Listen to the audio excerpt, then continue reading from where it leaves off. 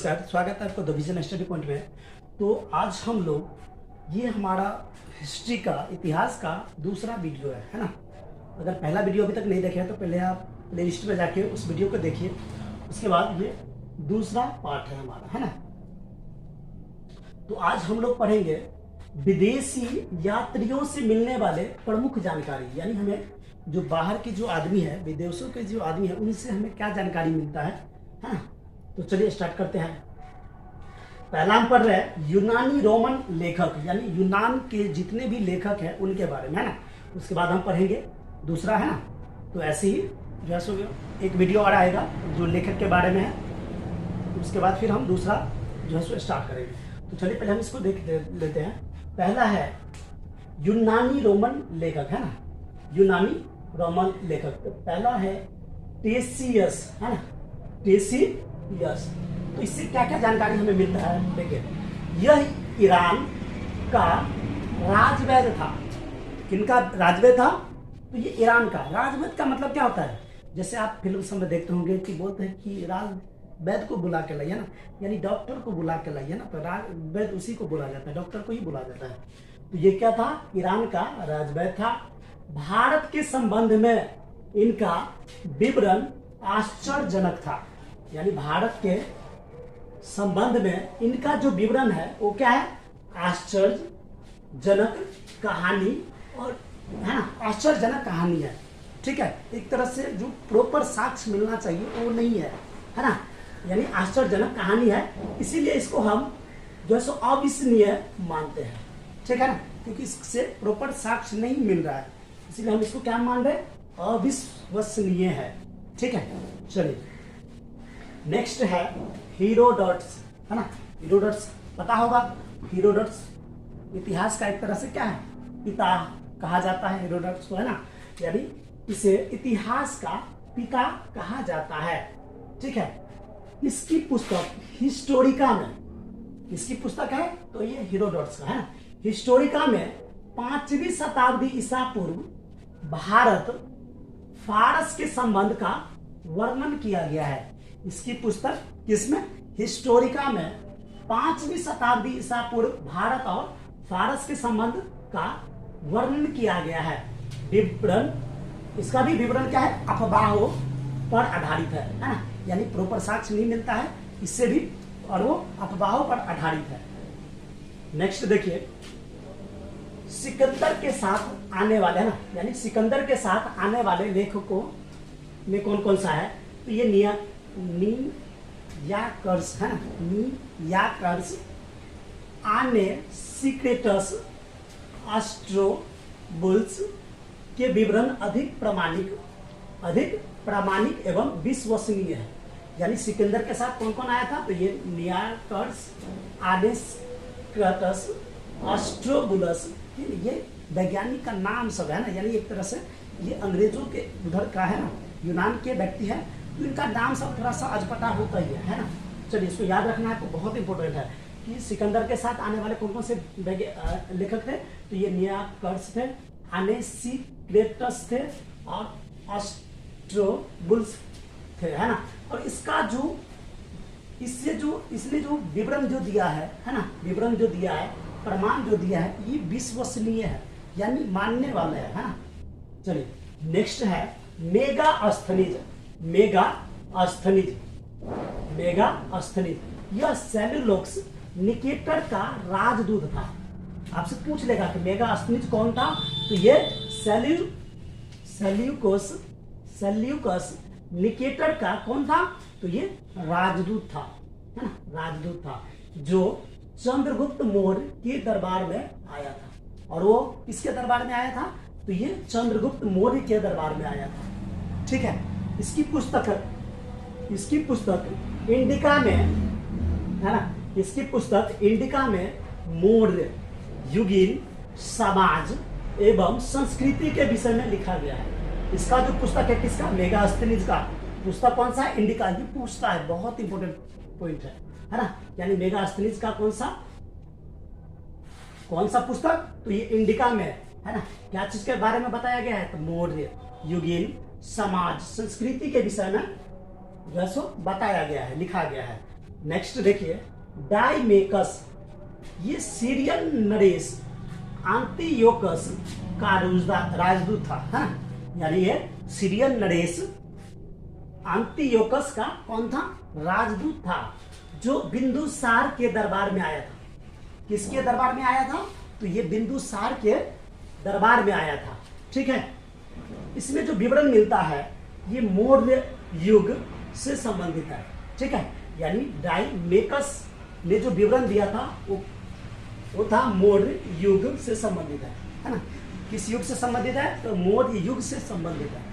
Next देखिए Dionysus, ये मिस्र नरेश टॉलमी फिलेड्सस का राजदूत था, है ना। ये मिस्र नरेश टॉलमी फिलेडेल्फस का राजदूत था। ये किसके दरबार में आया था, तो ये देखिए अशोक के दरबार में आए थे, है ना। यानी अशोक के दरबार में आए थे। नेक्स्ट देखिए टॉलमी कौन था, ये दूसरी शताब्दी में भारत का भूगोल नामक पुस्तक लिखा है। आपसे पूछ लेगा, बहुत इंपॉर्टेंट है। यानी भारत का भूगोल किसने लिखा है, ये टॉलमी ने लिखा है। कब लिखा है, तो ये दूसरी शताब्दी में लिखा है। नेक्स्ट देखिए प्लिनी है ना, प्लिनी ये प्रथम शताब्दी नेचुरल हिस्ट्री नामक पुस्तक लिखी है। यानी प्लिनी कौन सी पुस्तक लिखी है, तो ये नेचुरल हिस्ट्री कब लिखी है, तो ये प्रथम शताब्दी में लिखी है। इसमें भारतीय पशुओं, पेड़ पौधों और खनिज पदार्थों के बारे में बताया गया है। ठीक है, नेक्स्ट देखिए Periplus of the Erythraean Sea, Periplus of the Erythraean Sea, यह लेखक करीब 80 ईस्वी, है ना, करीब 80 ईस्वी हिंद महासागर की यात्रा पर आया था, है ना। यानी 80 ईस्वी में हिंद महासागर के यात्रा पर आया था। इसमें भारत के, है ना, यानी इसने जो विवरण दिया है उसमें भारत के बंदरगाहों एवं व्यापारिक वस्तुओं की जानकारी मिलती है। ठीक है ना। नेक्स्ट देखिए ये हमारा दूसरा है, यानी चीनी लेखक, ये चाइना के जो लेखक है उसके बारे में। फर्स्ट क्या है, फाहियान। फाहियान कौन था, तो ये नरेश चंद्रगुप्त द्वितीय के दरबार में आया था, है ना। ये चाइना के लेखक थे, है ना, यानी चीनी के लेखक थे, है ना, चीन के लेखक थे। और किसके दरबार में आया था, तो नरेश चंद्रगुप्त द्वितीय के दरबार में आया था। इसने जो विवरण दिया है उसमें मध्य प्रदेश के समाज के बारे में बताया है ना, यानी मध्य प्रदेश के समाज के बारे में बताया है। नेक्स्ट है संयुंग गण, यह 518 ईस्वी में भारत आया। कितने ईस्वी में, 518 ईस्वी में भारत आया। 3 वर्षों की यात्रा में, यानी वो कितने, 3 वर्षों की यात्रा में, है ना, 3 वर्ष तक उसने यात्रा की। यात्रा में बौद्ध धर्म, कौन से धर्म, बौद्ध धर्म की प्राप्तियां एकत्रित की है, यानी इकट्ठा की है ना। बौद्ध धर्म से रिलेटेड जो भी जानकारी थी उसने एकत्रित किए, इकट्ठा किए, है ना। नेक्स्ट देखिए हेन सॉन्ग, ये बहुत इंपॉर्टेंट है ना। यह हर्षवर्धन के शासन काल में, किसके शासन काल में, हर्षवर्धन के शासन काल में भारत आया था। पूछ लेगा कि हेन सॉन्ग भारत किसके शासन काल में आया था, तो हर्षवर्धन के शासन काल में आया था। 629 ईस्वी में भारतवर्ष के लिए प्रस्थान किया। और वो कितने ईस्वी में भारतवर्ष के लिए प्रस्थान किया, तो ये 629 ईस्वी में, है ना। 1 वर्ष की यात्रा के बाद, यानी 1 साल जब हो गया, 1 साल के बाद, है ना, 1 साल यात्रा के बाद भारतीय राज कहाँ पहुंचा, ये कपीसा पहुंचा। भारत के राज कौन सा, कपीसा पहुंचा। किसने पहुंचा, ये हेन सांग ने पहुंचा, है ना, पहुंचा।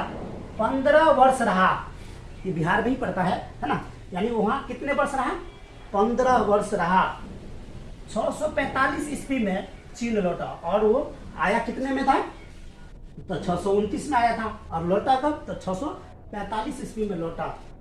बिहार के नालंदा विश्वविद्यालय, आप नालंदा विश्वविद्यालय को जानते होंगे ना, ये पूरे विश्व में प्रख्यात थे, है ना, यानी विश्व विख्यात थे। विश्वविद्यालय में अध्ययन करने तथा भारत से बौद्ध ग्रंथों को एकत्र कर ले जाने के आया था। यानी बिहार में जो विश्वविद्यालय है, कौन सा, नालंदा विश्वविद्यालय, उसमें अध्ययन करने यानी पढ़ने के लिए भी आया था। और बौद्ध धर्म का जितने भी जानकारी थे वो एकत्रित करने के लिए, है ना, वहाँ आए थे। और एकत्रित करके क्या कर गया, ले गया, है ना, ले जाने को आया था। इसका जो भ्रमण है वेदांत CU की, इसका जो वेदांत CU की नाम से क्या है, प्रसिद्ध है। ठीक है, जिसमें 180 देशों का विवरण मिलता है। इसमें जो वेदांत भ्रमण से ये नाम है ना, वेदांत का नाम है CU की नाम से प्रसिद्ध है। और उसमें 180 देशों के विवरण मिलता है, यानी जानकारी मिलता है। ठीक है, जानकारी मिलता है। हर्षकालीन समाज धर्म के बारे में वर्णन किया है। किसने वर्णन किया है, तो हेनसांग ने, है ना, हेनसांग ने हर्षकालीन समाज धर्म के बारे में वर्णन किया है, यानी विवरण दिया है। ठीक है, जानकारी दिया है। नेक्स्ट देखिए, है ना, हेनसांग का ही है। इसके अनुसार सिंध का राजा कौन था, तो ये शूद्र था। शूद्र मतलब क्या, नीचे जाति का जो लोग होता है उसको शूद्र बोला जाता है ना, बताए थे इससे पहले वाले में, है ना। यानी 4 मोड होते हैं, कौन कौन सा, ब्राह्मण होता है, क्षत्रिय होता है ना, और वैश्य होता है, और सबसे लास्ट कौन सा है, शूद्र होता है। तो यानी सिंध का राजा कौन था, शूद्र था। इसके अनुसार, है, इसने जो बताया है कि सिंध का राजा कौन था, शूद्र था। इसके समय नालंदा विश्वविद्यालय के कुलपति आचार्य कौन था, शिलभद्र थे। ठीक है, ये बहुत इंपॉर्टेंट क्वेश्चन है कि हेनसांग जब वो आए थे तो उसके समय नालंदा विश्वविद्यालय के जो कुलपति आचार्य थे वो कौन थे, शिलभद्र थे। ठीक है जी। नेक्स्ट देखिए, इति संघ, यह 7वीं शताब्दी के अंत में भारत आया था, है ना। इति संघ भारत कब आया था, तो ये 7वीं शताब्दी के अंत में भारत आया था। और नालंदा विश्वविद्यालय, विक्रमशिला विश्वविद्यालय तथा अपने समय के भारत का वर्णन किया है। यानी उस समय जब आए, कब आए, 7वीं शताब्दी में, तो नालंदा विश्वविद्यालय, विक्रमशिला, और उस टाइम जो उसके समय में, है ना, भारत का वर्णन किया है। यानी उस समय जो है सो उस टाइम कैसे स्थिति था, क्या परिस्थिति थी, है ना, उसके बारे में उसने बताया है। कौन, तो इति सिंह, है ना। तो ये हमारा आज का सेकंड पार्ट था, है ना। अब इसे अच्छे से देखिए, कोई भी अगर डाउट आता है तो आप हमें कमेंट करके बता सकते हैं। तो thanks for watching the vision study point. Please like and subscribe my channel. Thank you. मिलते हैं नेक्स्ट वीडियो में।